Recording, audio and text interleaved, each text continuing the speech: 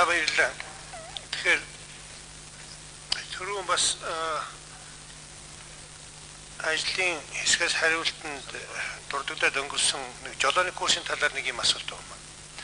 Манай энэ жолооч нарын бас мэдлэг сургалт дутмагаас болоод энийг зөрчил гэмт хэрэг гарч байгаа байх л да. Гэхдээ манайх энэ жолооны курсуудыг сонирхлын зөрчлөөс нь одоо салах болоогүй юу? Түрүү хэлсэн шүү дээ. Мөнгөний авсан болохоор жолооны өмнөх нь өхөөс арга байхгүй гэдэг. Тэг чи маш том сонирхлын зөрчилд эсвэл нэг тэр албан тушаалтнуудын бизнестэй нөөгдөд байгаа юм уу?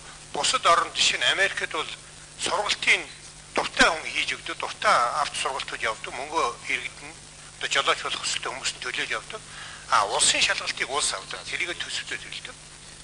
Энэ хоёрыг салгаж өгөхгүй бол манай тэр сонирхлын зөрчилтэй улс энэ жолооны курсыг зохион байгуулад байгаа хүмүүс чинь бизнесмэнүүд бүгдээрээ л жолооч биш улсуудыг гаргаад байгаа баг. Энэ дээр нэг хизээ салгах вэ гэдэг дээр хариулт өгөхгүй юу. Хоёр дахь нь би энэ хот энэ замын төлөлтийн талаар асуумаар байна л да. Яамнаас л асууд юм. Энэ замын төвжирлийн гол шалтгаан ялангуяа Улаанбаатар хотод бол энэ гол төмөр зам дээгүүр гарах гарц их цөөхөн байгаад байгаа шүү дээ. Тэгээ манайх аюу үнэтэй хэлбэрүүдийн сонгол заавал гүүр барьна гэж за энэ талд нэг гүүр барьж одоо дуусгах гэж байна. Японы тусламжаар. Нөгөө талд нөгөө наран туул дээр бас дээгүүр том маш үнэтэй л төсөл яриад байгаа юм. Энэ доогуур нь гаргачдаг хямдхан төслийг ягаад хурдан хийж болдгоо. Би бас болдгоо болов их үнэтэй байдгийн болов гэсэн саяхан Сэлэнг аймаг зүүн хараад төмөр замын доогуур нөхөлчж байна л да.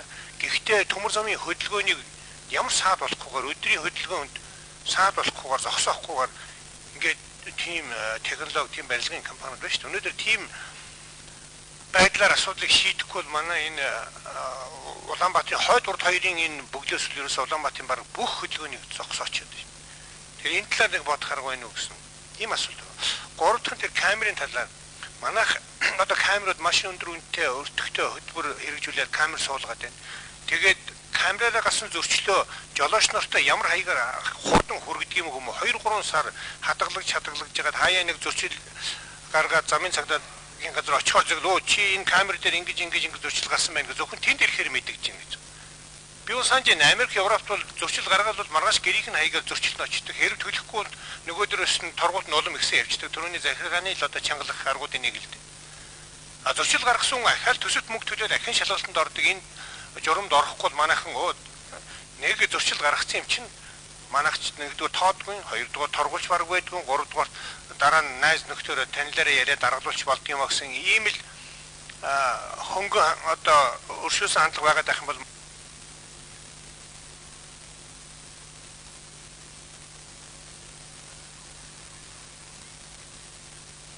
за хариул.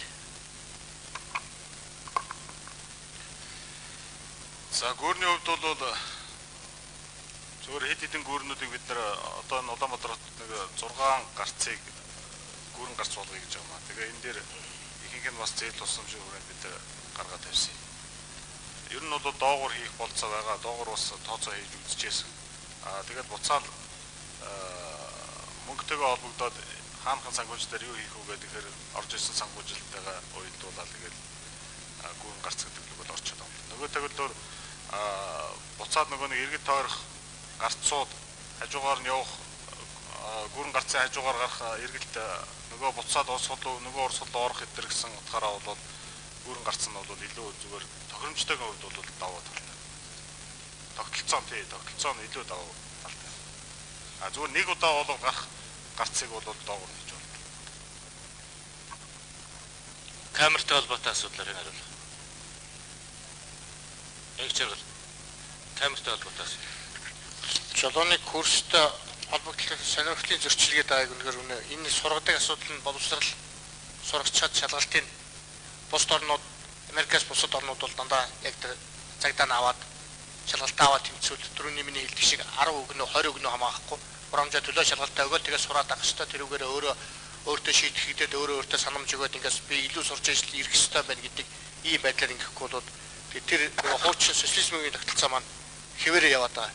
Тэгээ энэ дээр энэ хуулийн дээр бид нар бас хуулийн төсөл дээр нөгөө саналнууд маань бас орцсон явж байгаа. Тэрүүгээр ингээд бас айгу шийдэгчүүл энэ ингээд болчих واخаа л гэсэн нэг тийм найдвартай л одоо камерын зөрчлийг тухайд бол одоо бид түрүүлсэн автоврын газартай одоо автоматар хаяг нь дэлгэцэн дээр шууд гардаг болох гэж байгаа. Тэнд бүртгэлийн холболтын нэг жоох ажлууд хийгдэж байгаа энэ арай гүцээг байгаа. Одоо бид нар яаж ийм нөхөр аваад нэг машины 6 зөрчлийг ч юм уу аваад хэвлж авчичаад хаягаар нь нөгөөхөө дуудаж авчираад маа энэ вэ гэж хэлж байгаа тэгээ хариуцлага тооцож байгаа. Өнөөдөр нөгөө торгуул маань үйлчлэхгүй байгаа учраас цагааны хариуцлагын тухай хуулийн 25 дугаар зүйлийн 5 заасны дагуу 10 хүртэл 1000 төгрөгөөр торгох буюу 6 сараас 2 жил хугацаагаар ирэх хаснаа гэсэн юм альтернатив санкцийнх нь ирэх хасна гэдэг шийтгэлийг одоо ногдуулаад ирэхээр нэг арай жоохон цочрох хандлага нэг сүүлийн хэд хоногт харагдаж байна. Арай жоохон дээрдэж байна гэж ингэж үзэж байгаа. Ийм л байдалтай явж байгаа. Ашиг сонирхлын зөрчил гэдэг нь төрөний дээр сургалт нь өөрөө тэгэл чөлөөлөгдөл боловсролынхаа системээр шилжиж байгаа тэгэл тэн дээрээ тийм чиглэлээр явж.